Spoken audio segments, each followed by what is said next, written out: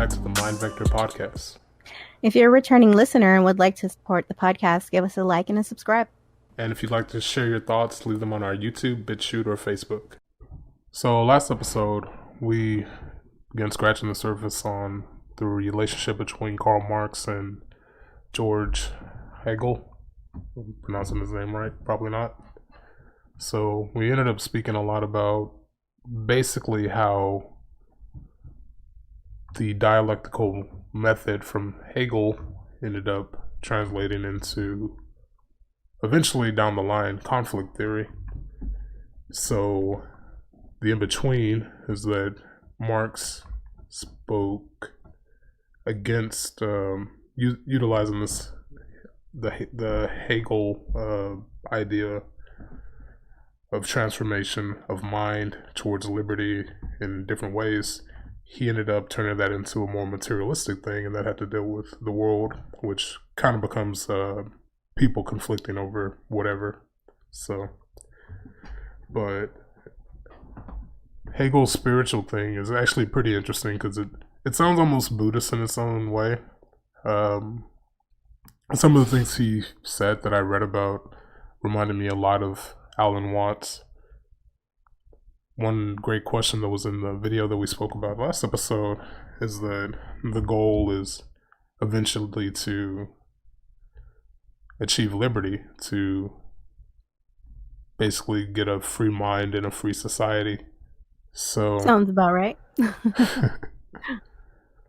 So when I was reading that, it made me actually think of a friend of mine's. We were having some stoner talk, and he has this idea that the universe is becoming aware of itself. And it's kind of hard to really verbalize, but I can kind of see like maybe an argument for it in some of the spiritual religious ideas that Hegel was putting forth. Basically saying that it seems like, at least if the interpretation I read is correct, that as the materialistic forms become more and more aware, the consciousness increases and becomes more refined. So eventually you get to the point where everything that's an ideal is able to be constructed in the material world. So I also kind of wonder what the ideal world will look like in these situations, because if you have like we spoke about how trying to make everyone the same in society it's not possible.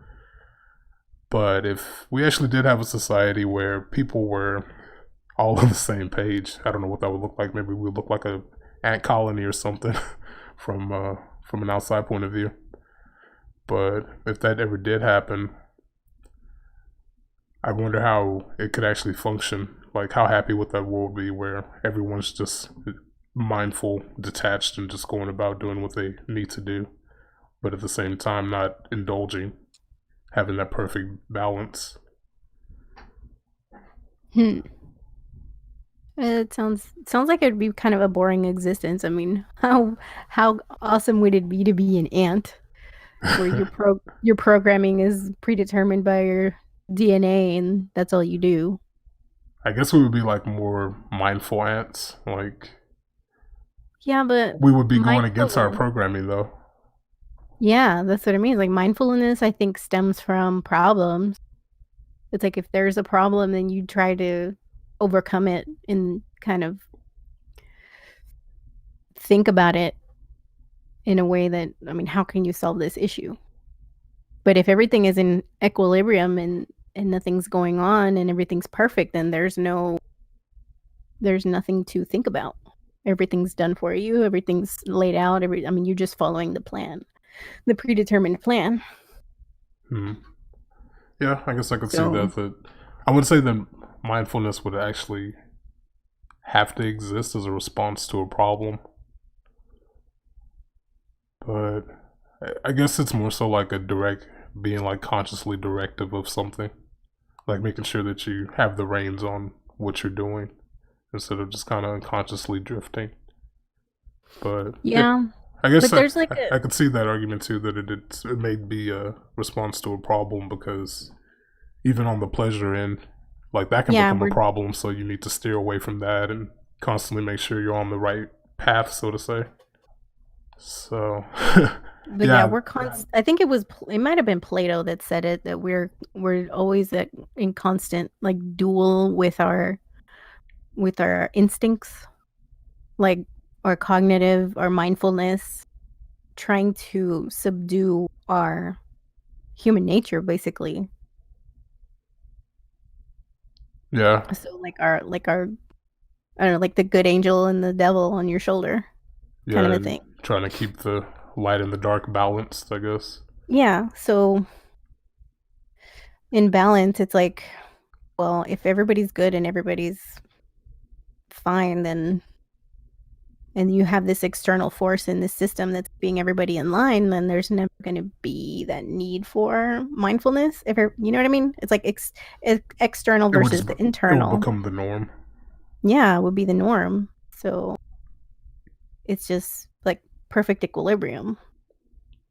So there's no need for like pre-planning or having morals even, because it's Already just set. spelled It's a out. set of rule. It's all spoken for, predetermined. So where's the morals? Where's the mindfulness? Where does the need of that Well, come from? yeah, I mean, you would have them to enact all these things, so you would still have a very mindful society. It's just, I guess I'm trying to imagine what it would look like because you'd have this pretty enlightened society, and I don't know what they would really do other than just kind of bliss out and fade into nirvana. So But doesn't enlightenment come out of a dark period? Like that's why you have enlightenment, because you glean a lesson out of something. it does, but Mhm. this would be like Like a in hardship. this hypothetical situation we're making because I don't really think we'll ever get to a point where everyone's just like absolutely mindful or Right. what Hegel was trying to say that we're gleaming towards. And then he was also saying that we're in constant flux. We're not like a static entity. We in ourselves, we evolve, society evolves, and there's just not ever this point where it's like frozen in time. It's constant motion. So even if we did achieve that, I don't think it would last very long. It'd be like a blink of an eye, basically. Yeah, maybe that's Or even if it lasted like 50 years or 100 years or 200 years, whatever, there's I think there's always going to be something that pops off that kind of disrupts it. maybe that's how we become robots. Yeah, basically, we'll all be drones, Yeah, worker bees. we'd all end up just like uploaded into some like hive mind conscious, robotic body or something. So I don't know. Maybe that's a different take on like the singularity or something. If everybody's all mindful and on the same page, that's just how our Yeah, species would look if we achieved it. So, but not interested. I'm not attracted to that at all. world has to have Like problems. it does not appeal to me. No. Yeah, I mean, there's a lot of bad shit in the world, so I guess That's the from thing, that though. It's perspective, yeah, it seems like just it's delusional because we'll never. I can't imagine a world where that would happen. And I right. think It's not trying sustainable. trying to make a world like that, I think that's probably something that people they fall victim to, is that way of thinking that we can make the utopia, so to say. So Hmm. Yeah, the utopias are just a fantasy world, and they're not sustainable long term. it makes me think of that As long quote in as the as long as Matrix. humans are involved, Yeah, somebody's gonna come around to mess it up. rock the boat. Yeah, it makes me think of that quote in the Matrix, like human beings define their reality through suffering. Hmm. So if you got rid of all the suffering, you just wake up, like the delusion kind of vanishes. Like you ever have a dream and you become aware of the dream, like Hmm. lucid dreaming, and before you know it, you pop out of it. Yeah, it's like, wait a minute. So I think that's what probably would happen in that scenario, which Mm. I can kind of make sense of it in like a Hindu way because Hmm. I've heard Alan Watts kind of take some Eastern religion and phrase it like basically a spark of the divine is in everyone. So if there's God in all of us, and the game is to basically forget that we're not all God, like just fragmented through individual perspectives all over the universe, then once everybody hits that state, that seems to be like the end goal that Hegel would be speaking about here, where we're ultimately free and we can control everything in reality. The dream would end, and God would wake up again and be unified and get bored and probably go back to sleep, and we'd have another big bang, and the whole thing starts all over again.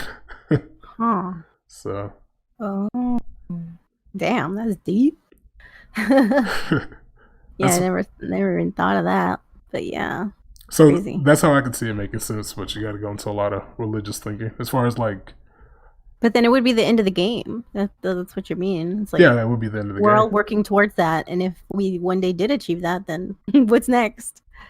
Well, according to at least what Alan Watts said, he said that basically God gets bored every so often, so he goes back to sleep and he starts dreaming and separates himself, and that's how we get life. We get the material, and then we start slowly, the material starts moving around in a way to where it becomes conscious and it becomes more and more aware, and as more and more of it starts to wake up, then God wakes up, and then the reality is ended. Then it's time for the next cycle. Huh. Very like religious stoner talk. That's super out there, yeah. But this is, you said it was Hinduism? Yeah, it's Hinduism. Yeah. So that's why I learned about religion, because it's such an interesting like way to look at the world. Even if I don't like, I don't put like everyday faith in it. I don't live my life like that. Like I'm like it's just something interesting to think about. It's a fun thought play. But you can also kind of see like the way to pull truth from it. So yeah. But aren't we all like on our own personal kind of spiritual journey in a sense? So everybody's at different points in that journey. Right. So it would take like a really big syncing up for everybody to reach it. Yeah. Or even if it goes the other way and people stop believing and stop practicing religion and stop working towards their spiritual enlightenment, what happens at that end of the spectrum? Well, the way Buddhism explains it is basically there's different planes of existence. So whatever habits you have in your mind, that's what's going to pull you to different planes. So if you're in one of the higher realms, the ones that are very close to the edge, and by the edge I mean they're just on the bliss of like the brink of hitting enlightenment. You probably wouldn't make it up that high if you really didn't want it. Right. So if you were still really just clinging to the delusion and to everyday life, you would just keep going down and down. So that's kind of why up and down, like an elevator. Yeah, basically it's like a cosmic or spiritual elevator. So if you became an angel and you decided, I don't want to think anymore, you could just probably just fall lower and lower into the animal realm. So you would throw away that higher consciousness. So I guess it's kind of an interesting thing, because when I think about it, when it comes to the realms that are closer to it, I imagine it's like kind of like a bubble, like a bubbling up effect right before the bubble gets to the surface and it pops. So, and I would say the bubble is kind of the ego, which is a separation of God, which is the ultimate reality. The truth, is different forms of religion put it. So it gets harder and harder to conceive of those things the further down you are. Like if you were I'm gonna mess up like marine biology here, but let's say you're like a turtle or something, well, I guess turtle's a bad example because they can come out of the water when they want, but like a deep sea fish, like, what do you call those things? Let's say a clam or something like that. So if you're a clam sitting there, you can't really just go up at will. So if people start if the other things that are up higher start to try to tell you about what's above at the next level, it'll just sound like gibberish. So yeah, you got to be in the right place at the right time in the right form. Yeah, Understand? and then finally you just dissipate and you become one with everything else. Huh. So, and I guess that was kind of what I was thinking about when I was thinking about the religious aspect of what Hegel said. Mm-hmm. That it seems like it's more like ideas that are clashing it out through us. Like the consciousness slowly becomes more and more complex. The ideas become more and more complex, and then finally you get clarity. So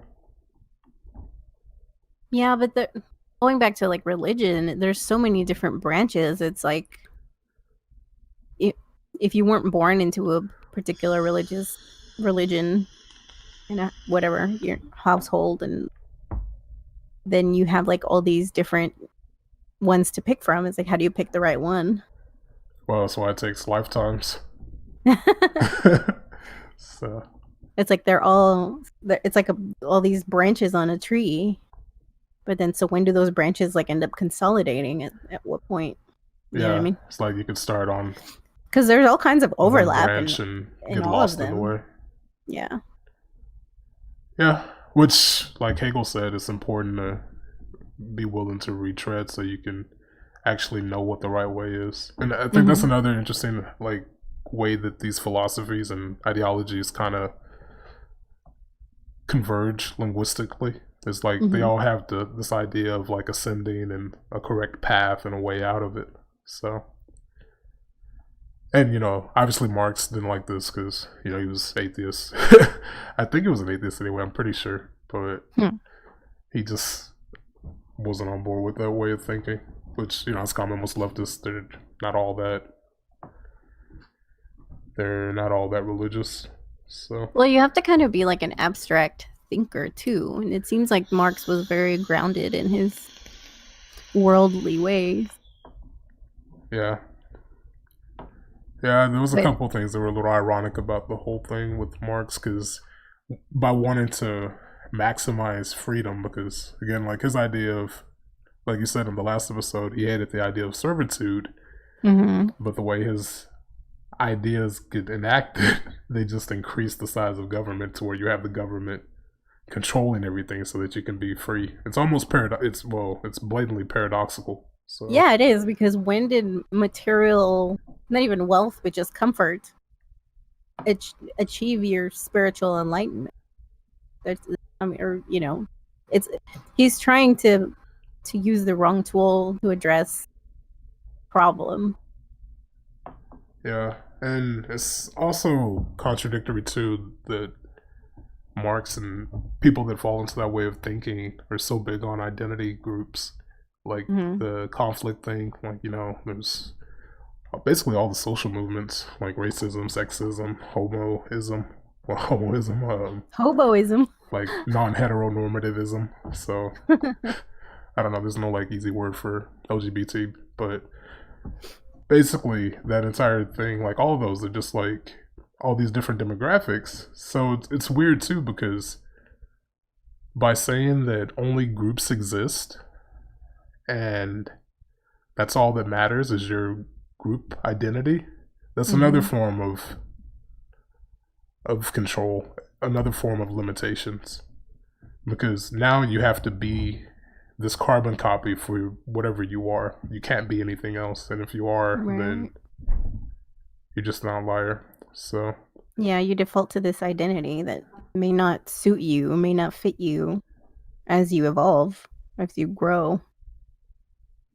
yeah, and Marx spoke out against individualism, but it's almost like a messed up way of trying to reach the same thing. Like it's like a backwards course. Because Mm. at the end of the day, if you care that much about liberty, all that really matters is the individual. Like that's the most oppressed, to Right. use the Marxist way of thinking. The individual is the most oppressed because it's the most unique. It's Right. the most intersections of one It's aspect. this. Yeah, it's the smallest unit of measurement Yeah, exactly. of a society. So So whatever is good for the individual is good for the masses. basically, and ultimately, that's just leaving people the fuck alone. So I'm not trying to go in and control them. Yeah, I don't like his prac like the practicality of it is it does seem backward because if you think about the periods where you grow the most is the periods where you kind of have the most struggles. Yeah, Not so much the easy times because the easy times are you're just coasting. You know, you're not nothing's going on except you know it's just it seems like it's just counterproductive towards that goal because if you look at monks they give everything up. Priests they give it all up in order to pursue their spiritual goals. So in a sense giving them like forcing people to take on material goods or benefits hinders that process. And so it forces them to fall backwards on their, their journey. yeah. It's like with a video game. Like even if they were on their way, then that's done. That's not going to happen. Well, depending on if they take it. I don't know if anybody would reject it. Would What, reject it. who would reject what? Just I don't know, like universal income. um, unless they're trying to be deliberate, like it would have to be like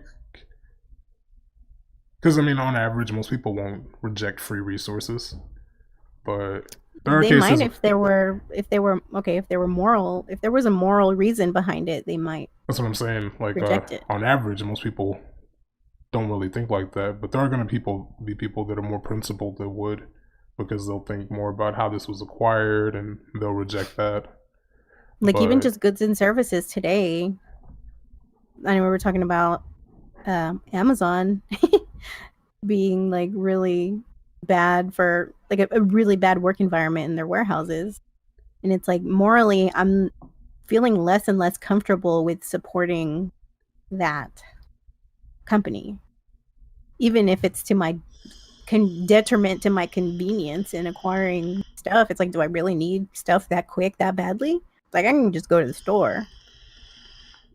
But yeah, just knowing that people are who are in hard positions that they have to take those kind of jobs are suffering needlessly because they're feeding this machine, this psychopathic machine, and I'm supporting that. I'm like having a hard time morally. that's one of those things But that yeah, it does to require mindfulness. to to play devil's advocate though, the alternative is if they're hiring a bunch of like unskilled workers that they can treat any kind of way and make them pee in soda cans, then the alternative is they may not have a job at all if enough people started to protest Amazon. So which one do which one do you really do? And it kind of goes back to the whole using the religious metaphors is if we knew everything, we couldn't really make a choice. It would be very hard to make a choice, which that's a key thing in this movie I like a lot called Mr. Nobody. I would recommend Mm. that to anybody listening. Great fucking movie. I haven't watched it yet. You're So, go for it. but yeah, like that's kind of the thing. We can only go directly in that direction because we can't. Generally, people won't think both ways about it. So I don't know if boycotting Amazon would be all that useful if it's going to just mess up a lot of people's jobs that are kind of happy with what they do there, or maybe Amazon is capable of paying their workers more that work there, giving them better benefits even though they're not as skilled. So They may. I mean, yeah. If enough people start protesting them, they might. If they know the reason behind it. It's like if somebody wrote them. I mean, they know what the fuck they're doing because they're deliberately also. I believe this was in the UK. I don't know if they do that here in the US, but they like intentionally fire people before their like 13-week mark, just so that they don't have to give them benefits, and then they like rehire them later.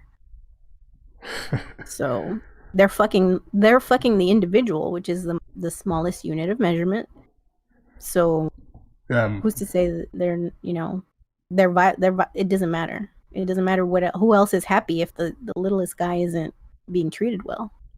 yeah, and that's true. Like a lot of people don't have that way of thinking that they don't realize that you actually do have quite a bit of power against corporations and government. It's just again we're all divided, so you can't really get people to unify and do anything meaningful other than like wear pussy hats in March. It's like, well, that's not doing much. So Yeah, if they felt that strongly about it, they would do it. Yeah.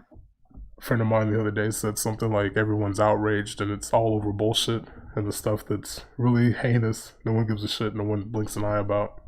Yeah. So, Because but people are like out of touch. like, oh yeah, you told me the other day that Papa John was on H3H3.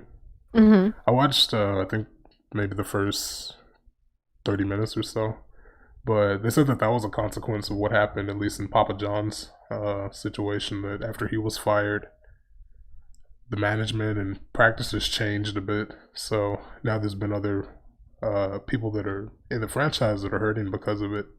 Mm-hmm. So they're having to shut down stores and stuff like that, all because somebody wanted to try and blackmail him. So, well, I don't know if blackmail is the right word.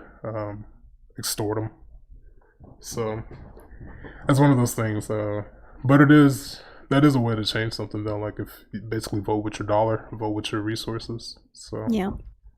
if you don't want to support something, then that's the perk of being free is that you don't have to. Yeah. Gotta look into that shit.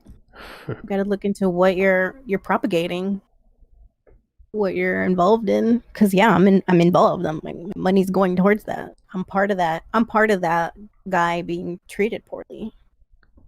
Right. It's like, what do you got to think about what you want to be a part of and what you don't. So mindfulness and intent. So yeah, and not to say that people are absolutely screwed if they lose their job because there's always more ways people can find and provide value. Yeah, and Amazon's not hurting for employees. There's always going to be somebody in a hard, Willing to take it. situation willing to fill that position. They have a high turnover rate. Yeah, that's one thing. It's probably a great question to ask during an interview. And if you ask it, you may not get the job. But so, what's the turnover rate for this position? Yeah, there you go.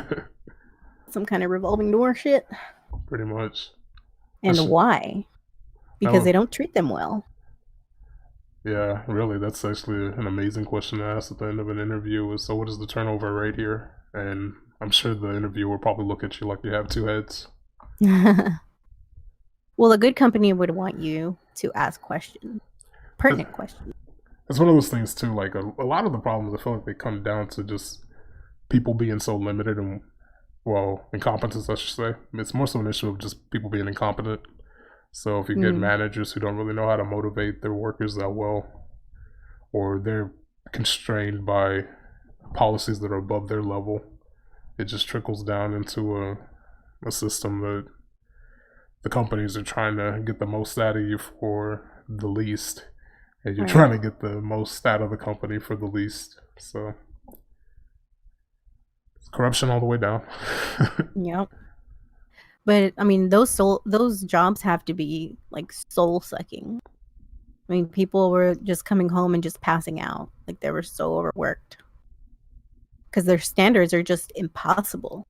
They're fucking impossible, and it's crazy. Like, do people really need things like that fast? No, I mean, we did fine without it before. Why do people need 2-day shipping? It's like it's not that crucial. Yeah, depends on how things goes with the coronavirus. I would settle for 3-day shipping if it meant that the guy, didn't have to run his ass off so bad, and that wasn't gonna potentially lose his job over it. It's ridiculous. Do better, Amazon. Do better. Yeah. So I don't know, and that's kind of an interesting thing you see with the left and right divide. Is basically conservatives are afraid of the government, which the other side of the coin is leftists are afraid of corporations, but at the same time, leftists call basically call the right fascist because the corporations control the government. They can influence politics in such a way. But the conservatives aren't like in a lot of the big companies because they discriminate against conservatives. So it's a knot that seemingly doesn't make much sense. Yeah, I think overall supporting like corporations and stuff is more efficient and more effective than supporting government, because government's just way too big to be effective at anything. Yeah, you don't have a choice with government. Like the most you can get in terms of choice is just moving to different states or different cities that have different laws. But Yeah, that's why we're getting all these California yeah, all these sanctuary cities. transplants, all these transplants, because the people with some sense that who have the ability to just move, um, they're coming here. I mean, they have I state doubt that tax over they there. I doubt that they are gonna vote any differently. Like I think a lot again, of I, them I like the idea of will. living around people with the same ideology. I think that basically, I don't know. I kind of think of socialists like locusts. Like they mess up one area and move to the next. So when it comes to a bunch of Californians changing because the policies are so bad there, I would like to Yeah. think that they're going to leave the policies there, but that's probably not the case. So that's what makes me worry long term about it. What's likely going on is that the conservatives who are there have been holding out or giving up, and they're just coming here because they know it's not going to get any better. So Hopefully. I think that's what the first rush is about. And then, I mean, the holdouts, the leftists that are still hopeful, are gonna, they're just gonna be sucked dry, and then they're not gonna have a choice. They won't be able to. Hopefully, they'll be stuck there. They change their state, start voting red, Well, voting out these idiots like Nancy Pelosi. the conservatives in California, there was one guy I met on Elder Scrolls Online. This dude, he was basically following the whole thing because he lives in California, and Mm-hmm. over there they want to succeed. They want to divide the state up and make a new California because a lot of the policies are leading to so many, all these issues, homelessness and immigration, crime, all these other things that are a product of how California is being governed. So Mm. Well, that's another thing about creating all these divisive groups, is that people are easier to control when they're in smaller groups as opposed to one unified mass.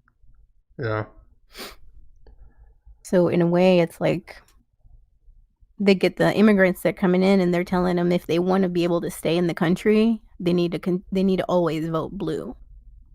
And so they strike that fear in their hearts, and so that's what they do.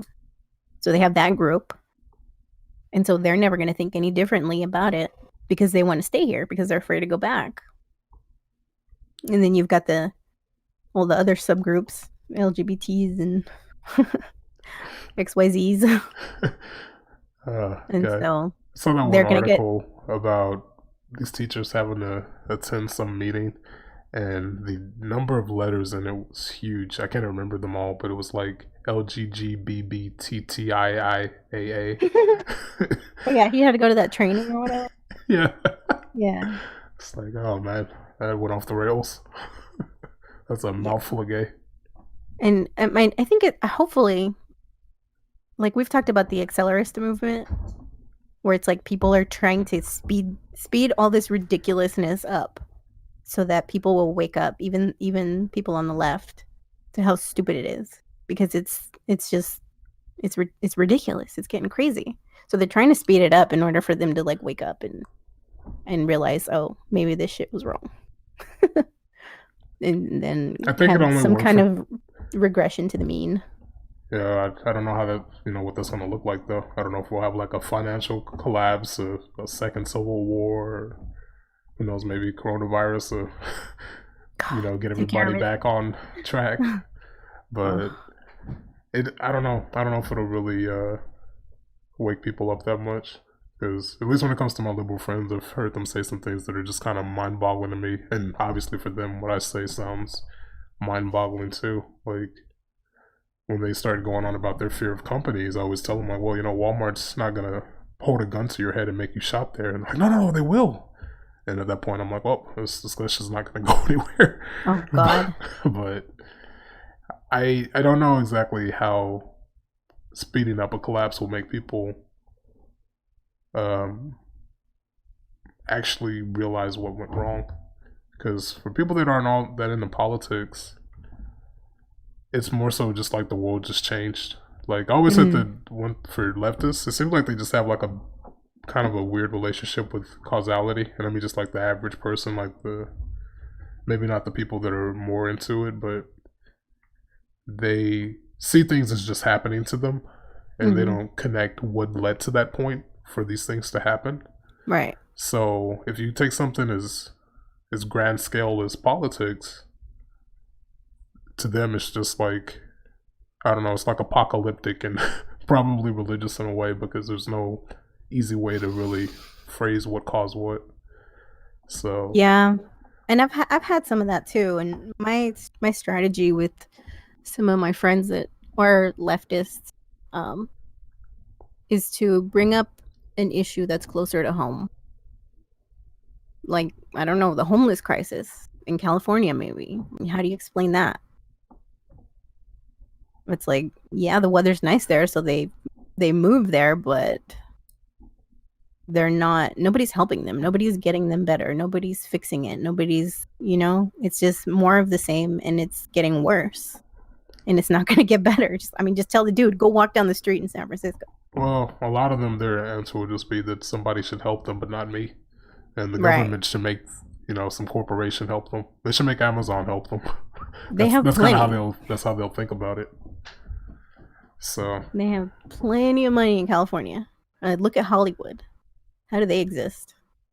It's like, the fuck? And then they have the balls to lecture the hardworking people on how to live their lives and and spare the global warming shit and the ecosystem gotta and eat the fuck babies. you. The only way to save the planet is eating the babies. Did you Stupid. yeah, that was a pretty hilarious protest. But yeah.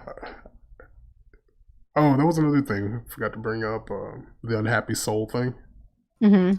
Yeah, so Hegel ended up saying basically the unhappy soul was already one with God and doesn't realize it, Mm. which that made me think a lot of Alan Watts because Alan Watts had a quote about if you want to keep pretending that you're just poor little me, you'll go on doing so.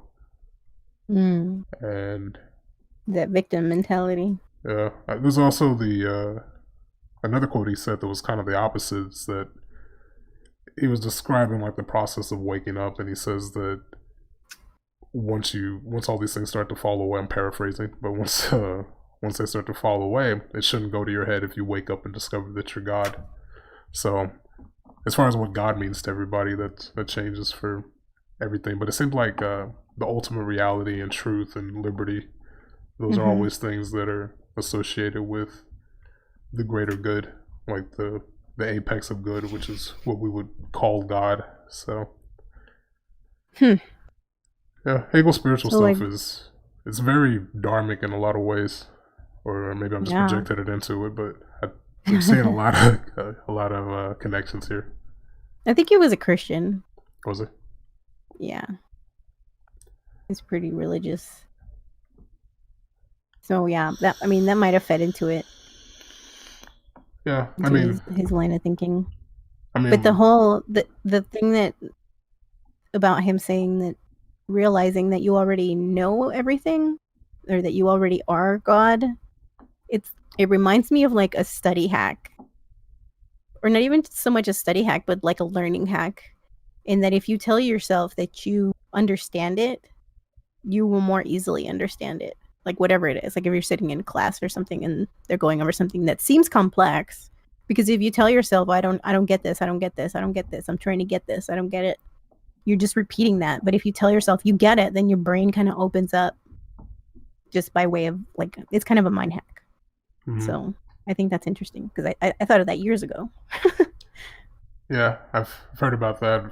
Uh, Teachers like to do that because a lot of learning has to do with your mind state, Yeah. which is it's an interesting thing too because it seems like you learn emotionally too. Hmm. Like if something is traumatic, it's harder to forget opposed to something that's mundane. So Yeah, some kind of thanks connection nature, to the but senses. Like some people like spray perfume or like light a candle when they're studying, and it's like, I don't know. They say that your sense of smell is the strongest sense tied to memory.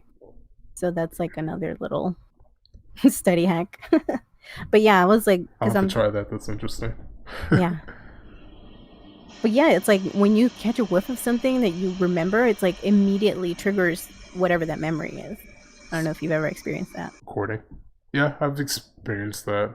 Like one weird way that I experienced that is I used to have parakeets and a cockatiel. So I used to keep these bug repellent things hanging from the side of the cage, and they smelled Mm. a lot like mothballs. Oh my god. So now, whenever I smell mothballs, it makes me think of birds. Aw. I think those are actually toxic for them. They're Oh, kind of sensitive to like smell just even the, yeah, and well, even just like the most innocuous off gassing of stuff, like cleaners and I don't know, random stuff. They're real sensitive. I don't know if you've ever heard the expression of canary in the coal mine. right? They would keep one down there because if there was any funky shit going on that they were gonna have health problems The with bird or would they needed to pass get out out. of there, the bird would yeah would be down first.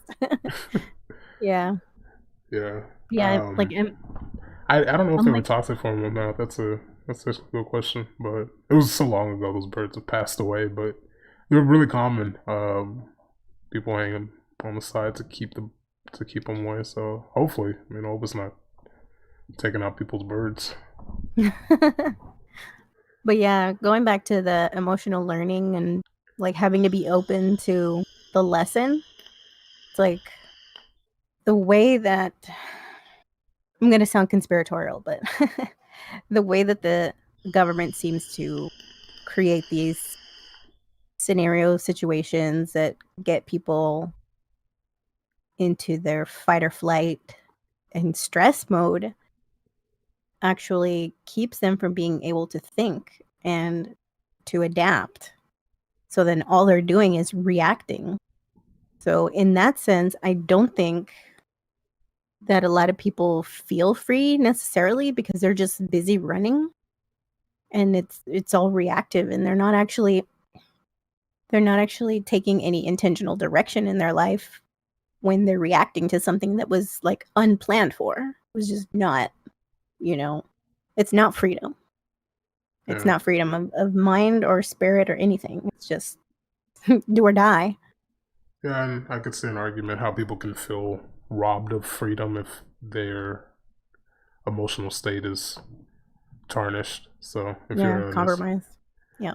yeah, so if you're in a situation where you feel pretty shitty, you're not gonna feel free, which again goes back to the whole, socialists and liberals like to put freedom in quotations, but Mm. they're also high in neuroticism. So until uh, until But they is it have because absolute they're control, they really don't feel that way. So yeah, because they're more like sensitive to their environment. I mean, you have environmentalists, right? So if they're sensitive, and that's a very feminine trait too, care about the like be environment. to just be sensitive, Oh, be okay. like about everything. And so that's a feminine trait, whereas masculine traits tend to be very like neutral or just not even neutral, but like Indifferent. desensitized. Yeah, desensitized, indifferent, so that they keep their level head in the face of danger so that they can act accordingly. Whereas a woman or a feminine trait is to be sensitive, be alert, be, reactive. And so that complementary dynamic alerts the masculine, the man, whatever the role is. It doesn't have to be man or woman. I'm not assigning genders here. I'm just saying the traits. But they are complementary. So I don't feel necessarily that people should be one way or the other. I feel like we need to come together to be able to work better and to be able to like survive. Because we need, if you think of the village, you need the lookout, you need the, and then you need the warrior that's going to be able to act in, when the lion comes. Yeah, I've thought about that before too. I always wonder if there's like a way to break down like back when people lived in tribal societies out in nature. If there's a way to break down all these archetypes, and just to kind of Yeah. see how they turned into whatever profession nowadays, or even like even with the Myers Briggs personality type, I always kind of wonder like what would this boil down to. So Yeah. And I think of and the the companies zodiac as well. so, yeah. I think the companies that implement those, they do want like a well-rounded um, employee base, because you need all aspects of it, not just they may be also wanting to correct for having an imbalance, and they might just want to be balancing that out. Hopefully, ideally, if they're using the tool correctly, because that would be like. But it also depends on like what they want, is what they're striving for. Yeah, or if they're even bothering. Like I'm sure a lot of companies, if it's Mm-hmm. a position that has a high turnover rate, they probably don't care. As long as it doesn't cause any problems, they probably indifferent and just let it go and just keep the lower level people as scapegoats. Yeah, I don't think, do they test for IQ? Do you know? I heard that was illegal. Um, I heard it's illegal to test for IQ. That's kind of So why maybe we that's go just the through. yeah. That's why we go through college and stuff like that. But college isn't Mm, really a good measurement anymore because if you're high enough IQ, you can just go out and create something of value. You don't need to go through like any type of authoritative institute. You can yeah, just no, do what you no want. real meritocracy there. But I Yeah. guess the Myers their Myers Briggs is just the next best thing, To since they can't test for IQ. yeah, I mean it can be useful. Like you probably don't want like security guards that are I don't know. Well, I don't know. That's probably not right either. And even then, there's so many things in place to protect them from getting filtered from filtering people. Like all the Yeah. discrimination stuff. Like it's gone to where originally discrimination was just supposed to be don't presume things that are wrong. Mm. To now just don't have any type of idea of what the hell's going on. So Yeah, people are like afraid to even take a stance on anything. So I would think that it would make sense to have like a security guard in a wheelchair, but when I was working for that jewelry corporation, that was a complaint that we would get that basically a third party company that we would contact to send a guard to one of the national retail storefronts, Mm. they would be people that didn't make the associates feel safe because it would be a security guard who had like a oxygen tank with them. So What? I wish I was That's joking. ridiculous. I mean, The some things I positions learned need to just have some. the things I learned at that job were like, They wow, need it. Wow. the world is a Yeah, mess. that's kind of not effective as far as that goes. But no, you don't want like an agreeable security guard. Like Right. that would not be a trait to want to hire for.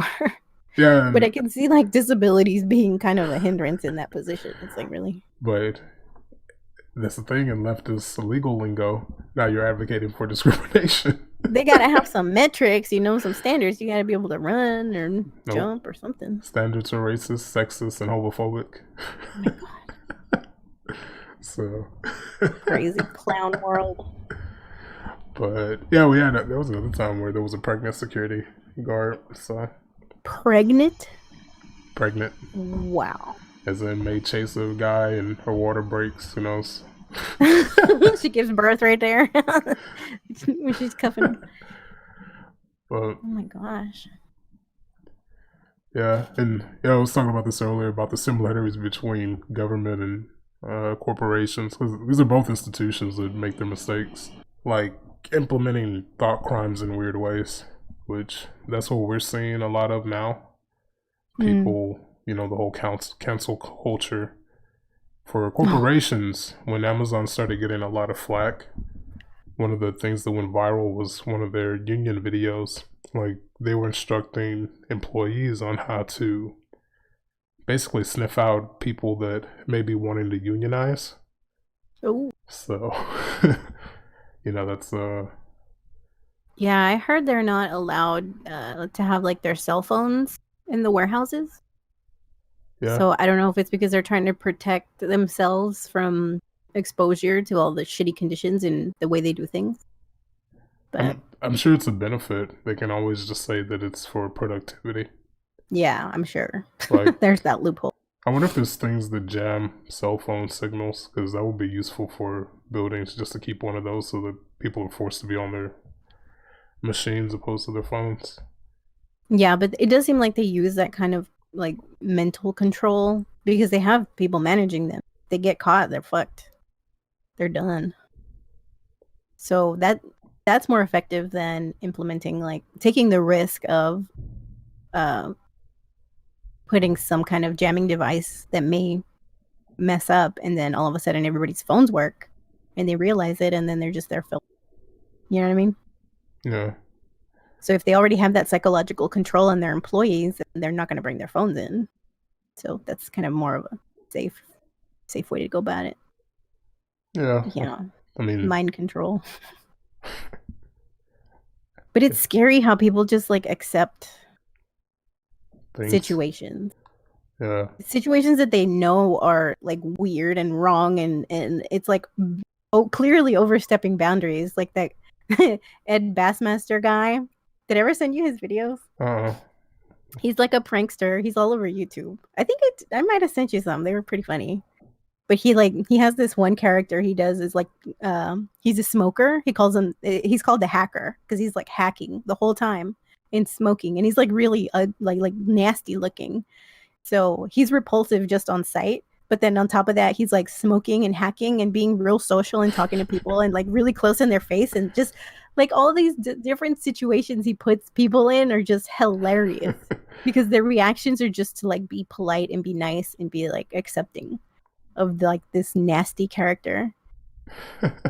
It's crazy. Yeah. People are pretty docile. I mean, yeah, domesticated they're people they'll go with whatever's happening. So yeah. Everybody has like different things that'll set them over the edge. So there was this one crowd. He was like outside of a supermarket, and there was like a crowd of, I guess it was a bus of like old people, like just real old as dirt. And the only time I've ever seen anybody call him out and telling him to stop and get away and quit coughing and go away was that crowd of old ladies. They were like, put it out. It's literally life or death for them. They give no fucks. Like when you get old, you don't give a fuck. That and they're so easy to get sick. So they probably didn't want to I'll die. Yeah, pretty much. So. Yeah, that's how you got to think about it, though. It's like anything can kill you. Yeah. So don't take no shit. Don't take no shit. Don't eat bats. Don't eat bats. God damn it. Yeah, the coronavirus. It's here. It's in Texas. We'll be all right. We'll be all right. We're not Asian. So, yeah, I don't know. I'm wondering how that's going to play out. But life will go on for most people.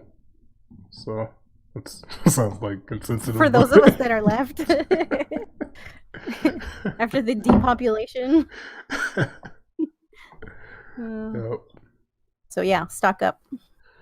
Yeah. How'd your kids? How'd your wife? Don't be alarmist, but protect yourselves. Yeah. Be smart. Exactly.